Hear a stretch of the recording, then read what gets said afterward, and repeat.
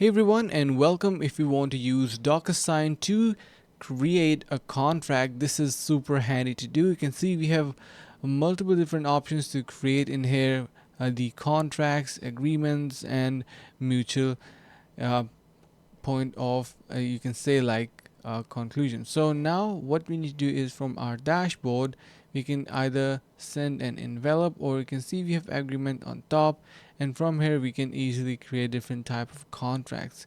We do have different templates as well that you can use, and this is the one that I already created. You can head over to your agreement section, and here you can see you can simply click on to um, either you can choose already agreements, or if you want to start new, you can click on this start now option. Now our envelope is going to be created.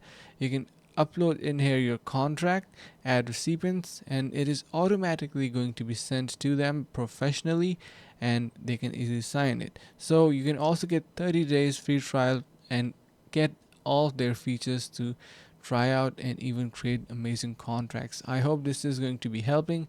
Thank you so much for watching, guys. Make sure to subscribe and see you in the next video.